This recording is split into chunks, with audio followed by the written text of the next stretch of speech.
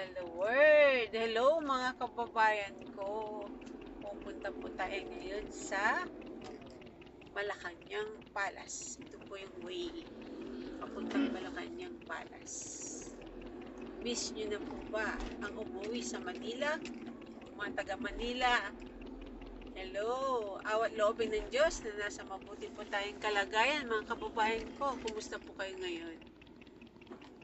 In 200 meters, turn right onto Legarda Street, R6.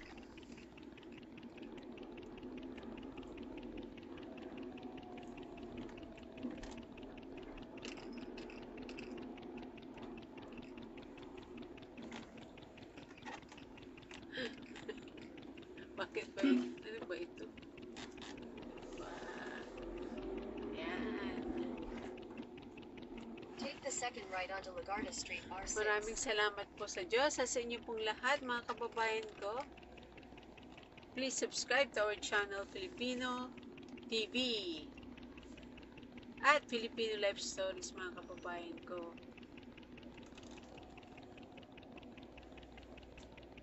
Traffic sa Manila. This is City Life of Manila.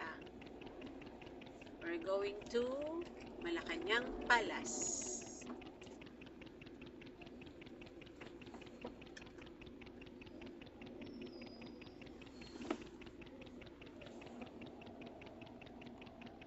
Maging bahagi po kayo mga kababayan ko sa ating channel Filipino TV at Filipino Life Stories. Mag-comment lamang po kayo, mag-suggest lamang po kayo kung ano pong gusto nyo pong ibahagi sa ating content.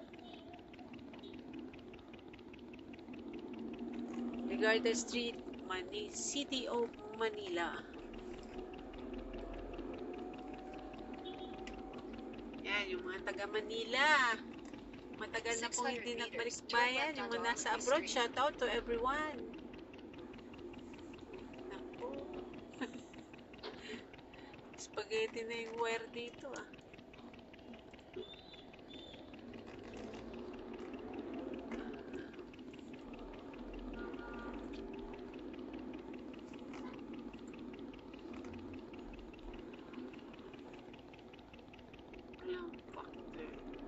Legarda.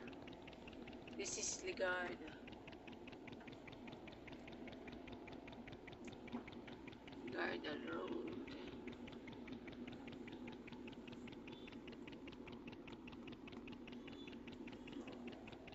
Recto Avenue.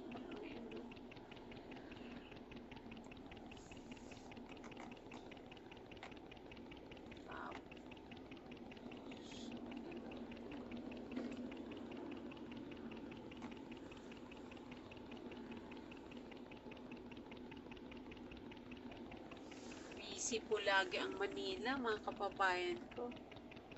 Siyempre, halos nandito po lahat ng mga offices.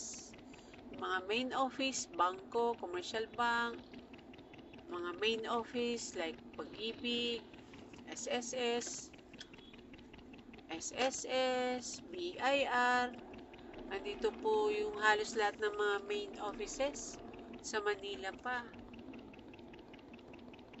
Halos wala po sa part ng sa atin. Sana dapat meron din sa atin sa may Pangasinan o sa probinsya. Wala eh. Kailangan po ang pumunta ng Manila. Yan, jeep. Yung modernized jeep, hindi rin matuloy-tuloy. Kasi mahal. Walang pambayad. Eh, paano naman po mga kababayan ko eh. Yung bat po natin, 12%. Nagpagasolina ka, 12%. Dapat nga po, para naman sa mamamayan po natin na Pilipino, paano po natin itataas ang ating antas bilang Pilipino kung ating gasolina ang taas-taas. Ngayon nga, sa Pangasinan nga, 55, 56, 57, 58 pesos. Tapos, 12% po yung patong doon. So, paano po natin mabubuhay ang ating pamilya kung ganito po lagi at ikaw po ay namamasada ng jeep. Lalo na po at hindi naman sa iyo yung jeep. Hindi po ba mga kababayan ko, yung mga taxi, mga ganyan. Nagpagasolina ka, 12%. Ano na po ang matitira sa atin? Tapos magkano naman po yung bigas? Anyway, pagkatiwalaan po natin ng ating Pangulong Bongbong Marcos dahil sa kanyang magandang adhikain na bagong Pilipinas, bagong Pilipino. Kailangan po tayong magtulungan, syempre.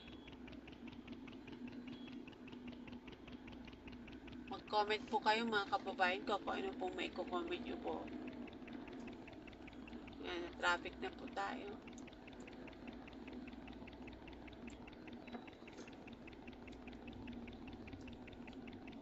Ang dami ng businesses dito.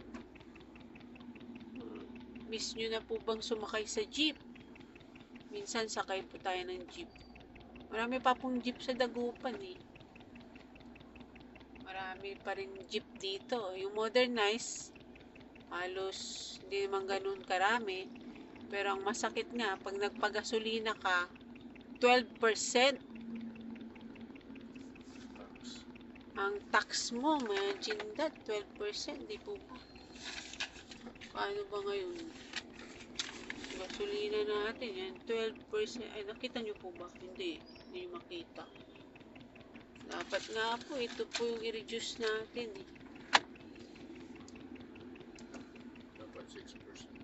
Dapat 6 to 4% lamang.